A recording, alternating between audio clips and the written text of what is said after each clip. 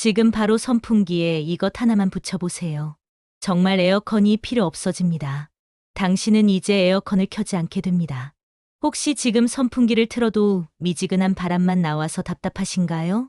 이 영상을 끝까지 보시면 당신도 선풍기를 에어컨으로 바꿀 수 있습니다. 저는 올해 73세 김정수입니다. 요즘같이 가만히 있어도 땀이 줄줄 흐르는 날씨에 에어컨을 틀자니 전기 요금이 걱정되고 선풍기만 틀자니 뜨거운 바람에 오히려 짜증이 늘어갑니다. 작년 여름까지만 해도 저도 똑같았습니다. 그런데 주민센터에서 에너지 절약 교육을 받는데 강사분이 신기한 걸 보여주더라고요. 선풍기에 이걸 붙였더니 갑자기 얼음바람이 나오기 시작하는 겁니다. 정말 깜짝 놀랐습니다. 이 방법을 실천하자 전기료가 얼마 나왔는지 아세요? 딱 42,000원 나왔습니다. 여름철에 전기 요금이 10만 원도 안 나왔다는 게 믿을 수가 없었죠. 그것도 전기료 아끼려고 더운데도 땀을 뻘뻘 흘리고 끈적거리에 밤에 자다 깨는 일도 없이 아주 시원하게 보냈거든요. 선풍기를 잘못 쓰면 바람이 더 덥습니다. 그래서 많은 분들이 말합니다. 왜 이렇게 안 시원하지? 하지만 오늘 제가 드리는 방법은 선풍기에서 에어컨 강풍보다 시원한 바람이 쏟아져 나옵니다. 전기 요금을 줄이고 폭염의 무더위 속에서도 땀이 마르게 하는 이 차이를 모르면 나만 손해입니다. 지금 전기 요금이 무서워 에어컨 못 틀고 있을 지인들에게도 공유해 주세요. 여름에 선풍기 바람이 왜 안 시원할까요? 그건 바람이 뜨거운 공기를 그대로 돌리고 있기 때문입니다.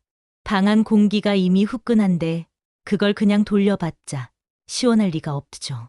이럴 땐 얼음 하나로 해결할 수 있습니다. 방법은 두 가지가 있습니다. 첫 번째는 큰 그릇이나 대야에 얼음을 가득 담아서 선풍기 앞에 놓는 겁니다.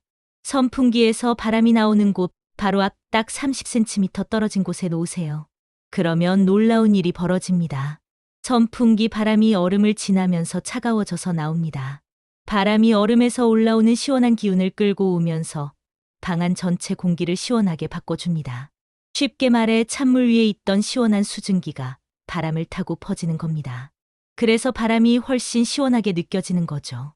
마치 에어컨처럼 말입니다. 두 번째는 페트병에 물을 넣고 꽁꽁 얼린 다음 선풍기 앞에 놓는 방법입니다. 이게 더 오래 가거든요. 얼음 조각은 금방 녹지만 페트병 얼음은 4시간 넘게 시원함이 지속됩니다. 그런데 여기서 정말 중요한 팁이 있습니다. 얼음 그릇이나 페트병 위에 얇은 수건을 적셔 살짝 덮어주세요. 이렇게 하면 물이 증발하면서 주변 공기까지 더 차갑게 만듭니다. 이렇게 하면 효과가 훨씬 강해져서 체감 온도가 많게는 4도까지 내려갑니다. 진짜 에어컨처럼 시원한 바람이 방 안에 퍼지는 겁니다. 페트병 2개를 번갈아 쓰시면 하루 종일 시원하게 지낼 수 있습니다. 하나는 선풍기 앞에서 쓰고 하나는 냉동실에서 얼리고 이렇게 돌려가면서 쓰시면 됩니다. 전기료는 선풍기 돌리는 비용밖에 안 나옵니다. 하루에 고작 200원 정도죠. 에어컨 하루 틀면 10,000원 나가는 것과 비교해 보세요. 쉰배 차이입니다. 더 놀라운 방법을 한 가지 더 알려드릴까요? 페트병에 그냥 물 대신 소금물을 넣어서 얼리는 겁니다. 소금물은 일반 물보다 더 차갑고 더 오래 지속됩니다. 이거 하나만 더 하면 시원함이 2배로 늘어나거든요. 해본 사람들은 다 말합니다. 진작 이렇게 할 걸 그랬다고요? 이건 단순한 여름 꿀팁이 아닙니다. 여름을 에어컨 없이 나는 똑똑한 시니어들의 생활 지혜입니다. 지금 바로 얼음물부터 준비해 보세요. 선풍기 앞에서 바람을 시원하게 했다면 이번엔 반대입니다. 선풍기 뒤쪽으로 가볼까요? 바로 주민센터 강사님이 알려준 그 방법이 이겁니다.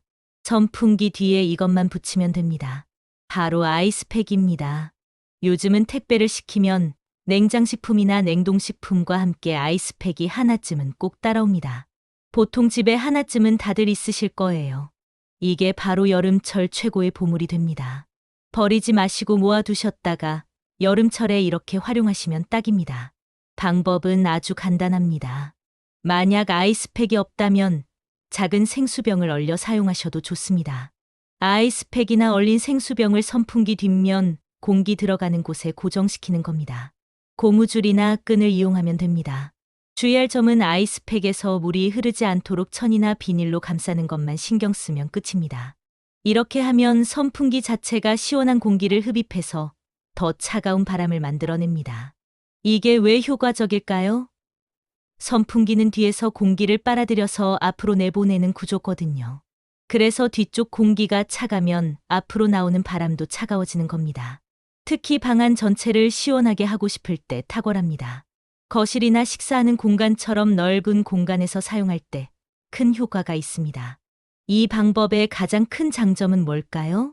선풍기 전체에서 나오는 바람이 고르게 시원해진다는 겁니다. 앞에 얼음 놓는 방법은 바람의 일부만 시원해지는데 이 방법은 모든 바람이 다 시원해져요. 조금 번거로워 보일 수 있지만 해본 분들은 모두 만족합니다. 선풍기 바람이 갑자기 확 시원해지는 걸 몸으로 느낄 수 있으니까요. 앞서 알려드린 선풍기 앞에는 얼음 그릇을 놓고 뒤에는 아이스팩을 붙인다면 효과가 2배로 늘어나겠죠. 이렇게 하면 정말 에어컨, 리모컨은 찾지도 않게 됩니다. 아이스팩은 한번 모아두면 몇 년 동안 쓸 수 있으니까 거의 공짜나 다름없죠. 어떤가요, 여러분? 제가 믿지 못할 정도로 깜짝 놀랐다는 말이 이해가 되시죠? 이제 바람의 흐름 자체를 바꿔보겠습니다. 지금까지는 선풍기로 시원한 바람을 만드는 방법이었다면 이번에는 선풍기를 바람 새는 용도에서 벗어나 공기 흐름을 바꾸는 장치로 활용하는 방법입니다. 특히 밤의 효과가 정말 좋습니다. 밤에 바깥 공기가 실내보다 시원할 때 쓰는 방법입니다. 창문을 2곳 이상 열어야 합니다. 하나는 선풍기를 놓을 창문이고 다른 하나는 공기가 들어올 창문입니다. 여기서 중요한 건 선풍기 방향입니다.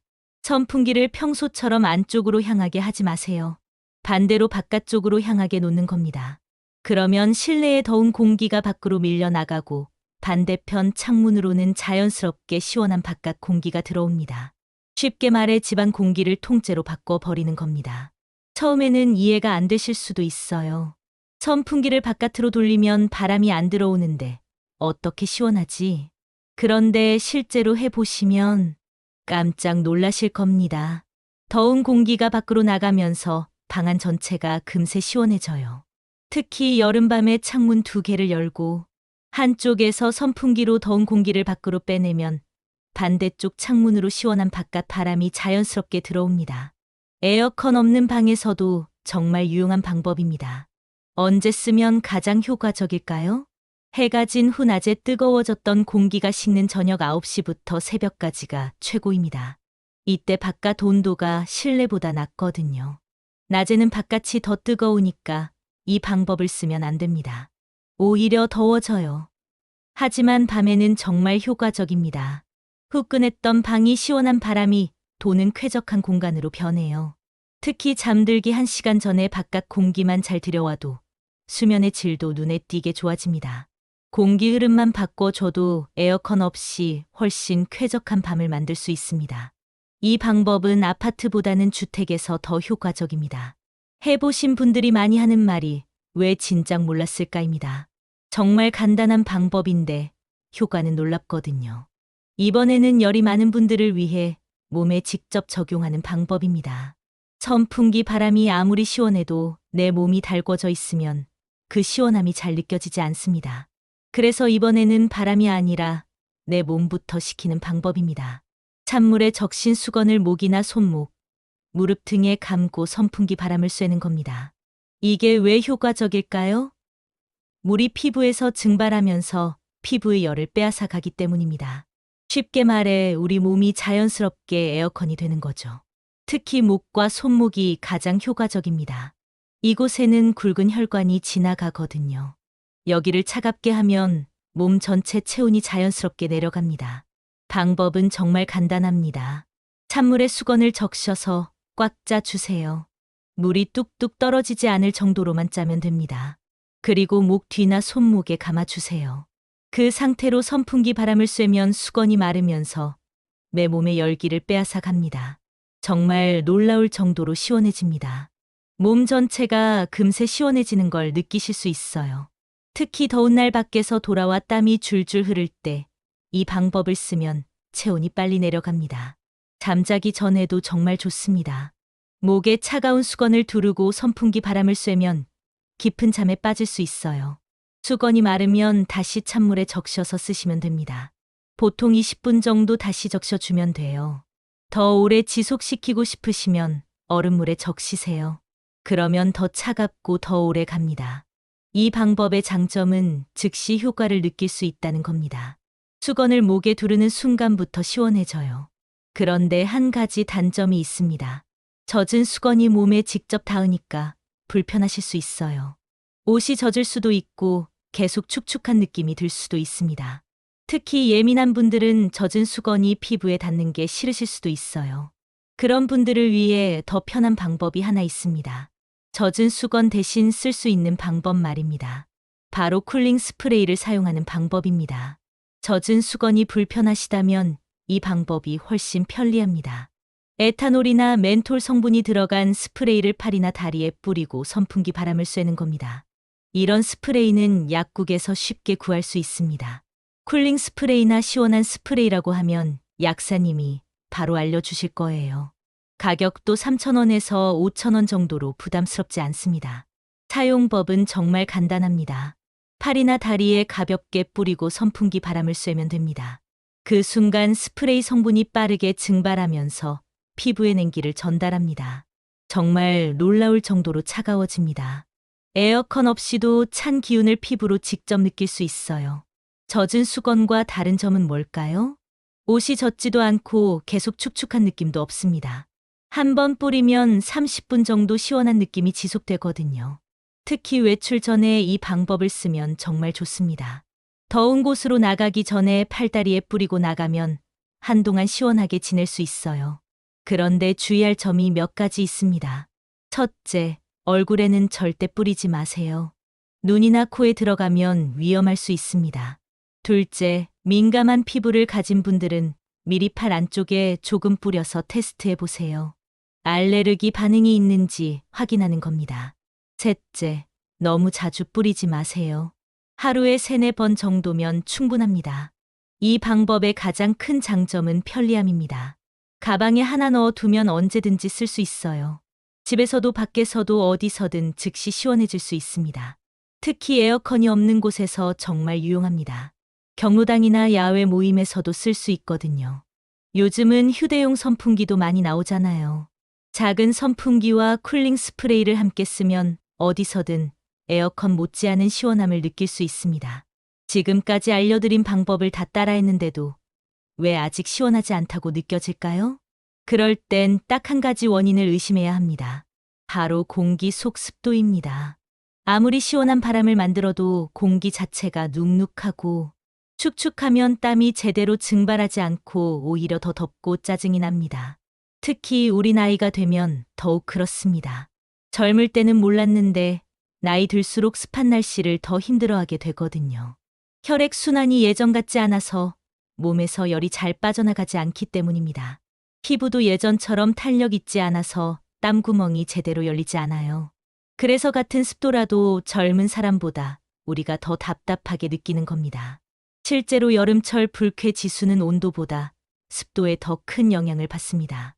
온도가 30도라도 습도가 50%면 괜찮은데 온도가 28도라도 습도가 80%면 견디기 힘들거든요. 땀이 마르지 않으면 몸은 계속 열이 나는 상태로 남아있게 되고 바람이 불어도 시원하지 않게 느껴지는 거죠. 제가 아는 72세 박순자 할머니도 그랬습니다. 선풍기를 아무리 틀어도 답답하다고 하시더라고요. 제가 할머니 집에 가서 확인해 보니 선풍기는 멀쩡했습니다. 그런데 습도계가 보니 85%가 나오더라고요. 그날이 비 온 다음 날이라 공기가 정말 끈적끈적했거든요. 바로 습기가 너무 많아서 생긴 문제였습니다. 이럴 땐 선풍기와 함께 제습기를 같이 켜보세요. 공기 속 수분이 빠져나가면 바람의 시원함이 훨씬 강하게 느껴집니다. 이렇게 하면 전기료는 많이 안 나가면서도 습도만 딱 떨어뜨릴 수 있어요. 제습기가 없으시다면 우리 어머니들이 쓰던 전통적인 방법도 있습니다. 첫 번째는 신문지를 이용하는 방법입니다. 신문지를 구겨서 방 곳곳에 놓아두세요. 특히 모서리 쪽이나 옷장 근처에 놓으시면 습기를 잘 빨아들입니다. 하루에 한 번씩 새 신문지로 갈아주시면 더 효과적이에요. 두 번째는 숯을 이용하는 방법입니다. 작은 그릇에 숯을 담아서 방 안에 놓아두세요. 숯은 자연 제습제 역할을 합니다. 냄새도 없애주고 습기도 빨아들이니까 일석이조죠. 한 달에 한 번 정도 햇볕에 말려주시면 계속 쓸 수 있어요. 세 번째는 소금을 이용하는 방법입니다. 굵은 소금을 접시에 담아서 방 안에 놓아두세요. 소금이 습기를 빨아들이면서 점점 녹아내립니다. 완전히 녹으면 새 소금으로 바꿔주시면 돼요. 이런 방법들을 써보신 박순자 할머니가 며칠 후에 정말 놀라워하셨습니다. 선풍기가 갑자기 시원해졌다고 하시더라고요. 습도만 조절했는데도 이렇게 차이가 나는 겁니다. 온도를 낮추는 것도 중요하지만 공기를 뽀송하게 바꾸는 것도 시원함을 만드는 핵심입니다. 습도를 낮추면 같은 선풍기 바람도 훨씬 더 시원하게 느껴집니다. 그리고 습도가 높으면 다른 문제들도 생깁니다. 곰팡이가 생기기 쉽고 진드기도 많아지고 옷에서 눅눅한 냄새도 나죠. 건강에도 좋지 않습니다. 습도가 높으면 호흡기에도 부담이 가거든요. 특히 천식이나 알레르기가 있으신 분들은 더욱 조심하셔야 해요. 이상적인 습도는 50에서 60% 정도입니다. 이 정도면 선풍기 바람이 정말 시원하게 느껴져요. 습도계가 없으시다면 몸으로도 느낄 수 있습니다. 공기가 끈적끈적하고 땀이 잘 마르지 않으면 습도가 높은 겁니다. 옷이 몸에 달라붙고 머리카락이 눌러붙는 느낌이 들면 습도 조절이 필요한 상태입니다. 바람이 왜 이렇게 답답하지 싶을 땐 꼭 습도 체크 먼저 해보세요. 이것만 해결해도 선풍기가 완전히 다른 기계가 된 것처럼 느껴질 겁니다. 이 모든 방법을 다 활용하시면 정말 에어컨 없이도 시원한 여름을 보낼 수 있습니다. 자, 여러분. 오늘은 제가 에너지 절약 교육에서 배운 것들을 다 알려드렸습니다. 이제 정말 에어컨이 필요 없어집니다. 전기료는 10분의 1로 줄고 몸은 더 건강해지고 잠도 깊게 잘 수 있습니다. 지금 당장 페트병 하나를 냉동실에 얼리세요. 지금 당장 택배 아이스팩 하나 찾아서 냉동실에 넣어두세요. 저는 이 방법들로 작년 여름 전기료를 30만 원 넘게 아꼈습니다. 그 돈으로 여름철 기운 빠질 때 한약이라도 지어 먹는 게 도움이 되죠. 그 소중한 돈을 전기료로 낭비하지 마세요. 이제 여러분은 똑똑한 시니어가 되었습니다. 에어컨 없이도 시원하게 여름을 나는 지혜로운 어르신이 되신 겁니다. 주변 분들이 전기료 때문에 고생하고 계시다면 이 영상을 꼭 공유해 주세요. 더위에 고생하는 이웃 친구들에게 도움이 될 겁니다. 특히 혼자 사시는 어르신들께 정말 유용한 정보가 될 거예요. 댓글로는 어떤 방법을 가장 먼저 시도해 보실 건지 알려주세요. 그리고 실제로 해보신 후 효과가 어땠는지도 꼭 공유해 주시면 다른 분들에게 큰 도움이 될 겁니다. 에어컨 없이 전기료 걱정 없이 건강하고 시원한 여름 보내세요.